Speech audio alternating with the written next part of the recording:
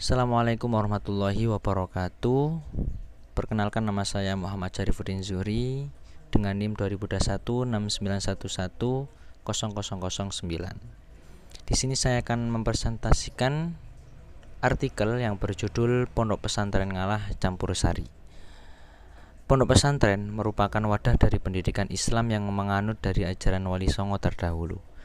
Kegiatan belajar yang isinya sangat sederhana, seperti mengaji dan sekaligus belajar bermasyarakat, itulah ciri khusus kegiatan di pondok pesantren. Pondok pesantren selain wadah dari pendidikan Islam, juga wadah pendidikan bermasyarakat. Jadi tidak heran jika misalkan pondok pesantren dikatakan lautannya ilmu pengetahuan. Istilah dalam bahasa Jawa yaitu skoro ilmu. Karena banyak hal yang kita pelajari di sana, termasuk juga tentang kemandirian, kedisiplinan diri, tanggung jawab, dan banyak lagi yang lainnya. Belajar di pondok pesantren juga kita banyak menemukan suka dan duka. Bisa jadi kita suka karena kita banyak teman, kemudian banyak pengalaman dan ilmu yang kita peroleh di sana. Bisa jadi kita juga merasakan duka di dalamnya, karena hal yang paling terberat adalah ketika kita jauh dari orang tua dan keluarga. Rasanya kemandirian ini memang betul-betul dilatih dan kekuatan mental seseorang juga dibentuk di pondok pesantren. Alhasil, ketika kita sudah waktunya pulang dan hidup di tengah-tengah masyarakat, kita sudah siap menghadapi segala macam situasi yang ada di dalamnya. Pondok pesantren ada banyak dan bermacam-macam metode yang dilakukan di masing-masing pondok pesantren di daerah masing-masing. Ada kalanya pondok pesantren bernuansa Al-Qur'aniyah, ada juga yang bernuansa Kitabiyah, dan banyak lagi yang lainnya. Termasuk di pondok pesantren Ngalah yang terletak di Kota Pasuruan ini, juga cukup unik metode yang dilakukannya. Dengan metode campur sari, pondok pesantren Ngalah ini menjadikan unik dan banyak diminati oleh masyarakat baik di daerah setempat maupun di luar kota, bahkan juga di luar provinsi. Pondok pesantren Ngalah ini didirikan pada tahun 1985 oleh Kiai Haji Muhammad Sholeh Bahrudin yang sekarang ini menjadi pendiri dan pengasuh dari pondok pesantren Ngalah ini. Pondok pesantren Ngalah menerapkan metode campur sari dengan alasan ciri khas dari Kiai Soleh yang memang loyalis dan menerima semua macam orang yang ada, baik itu dengan modelnya keturunan kiai, darah biru, ataupun dari kalangan orang-orang biasa. Semua oleh Kiai Soleh diterima di pondok pesantren ini dengan baik dan terbuka, tanpa membedakan antara satu dan yang lain. Dan istilah campur sari di sini bukan hanya itu tadi, melainkan juga isi dari pondok pesantren Ngalah ini yang kaya akan nuansa pendidikan, termasuk formal, non formal, hingga perguruan tinggi, dan bermacam-macam kegiatan ekstrakurikulernya, mulai dari seni bela diri, seni musik, seni lukis, dan banyak lagi yang lainnya. Selain itu, pondok pesantren ini juga menerapkan metode multikulturalisme, yang mana kita menganggap semua di sini yang hidup di dunia adalah makhluk Allah Subhanahu wa taala. Dan pondok pesantren ini juga tidak membatasi perbedaan antara umat beragama. Jadi siapa saja dari agama apa saja mereka, pondok pesantren Ngalah ini selalu menerima, dan itu yang diterapkan langsung oleh beliau sang pengasuh, yakni Kiai Haji Muhammad Sholeh Bahrudin, dengan prinsipnya yang berbunyi memanusiakan manusia. Itulah tadi yang menjadikan ciri khas dari pondok pesantren Ngalah ini sangat digemari oleh banyak kalangan masyarakat dari berbagai daerah. Terima kasih. Sekian. Wassalamualaikum warahmatullahi wabarakatuh.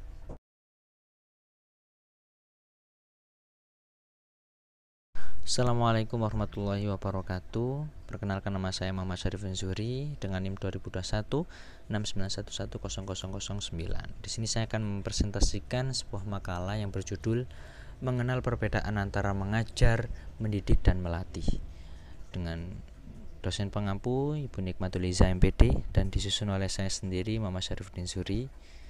Dan itulah sedikit gambaran dari cover. Kemudian lanjut halaman kedua yaitu kata pengantar, dan ada juga daftar tabel di bawahnya. Dan selanjutnya langsung saja kita menuju bab 1 yaitu pendahuluan, yang mana yang pertama latar belakang. Nah, saya bacakan. Bisa dibilang kita mengenal banyak sekali istilah dalam dunia pendidikan. Selain istilah juga kita banyak mengenal yang namanya metode atau biasa yang disebut sistem dalam suatu pengajaran. Istilahnya sudah menjadi hal yang penting untuk diketahui agar kita juga bisa mampu untuk membedakan antara satu dengan yang lainnya, dan juga metode yang juga penting untuk kita ketahui agar kita juga dapat merasakan perbedaan satu dengan yang lainnya. Pentingnya mengenal sebuah perbedaan juga bisa membantu kita dalam segala hal, seperti menempatkan sesuatu kepada tempatnya. Pada intinya kita dapat memposisikan dan menyesuaikan dengan keadaan yang ada dan seorang target yang sedang kita hadapi.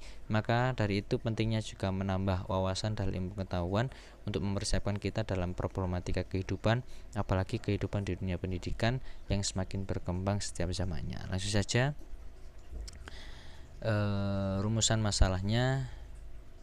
Yang pertama, saya mengambil apa yang dimaksud mengajar, mendidik, dan melatih. Kemudian apa yang menjadi perbedaan antara ketiganya. Dan saya mengambil tujuan masalahnya yaitu untuk mengenal istilah-istilah tentang mengajar, mendidik, dan melatih. Dan yang selanjutnya untuk mengetahui perbedaan tentang mengajar, mendidik, dan melatih. Itu rumusan masalah dan tujuan masalahnya. Langsung saja ke bab 2 yaitu pembahasan. Yang mana yang pertama itu pengertian mengajar, mendidik, dan melatih. Di sini banyak definisi, termasuk ada definisi mengajar, kemudian definisi mendidik, dan juga definisi melatih oleh beberapa ahli, yaitu ada menurut Usman yang mengatakan bahwa mengajar yaitu membimbing siswa dalam kegiatan belajar mengajar, atau mengandung pengertian bahwa mengajar merupakan suatu usaha mengorganisasi lingkungan dalam hubungannya dengan hak didik. Bahan pengajaran yang menimbulkan terjadinya proses belajar.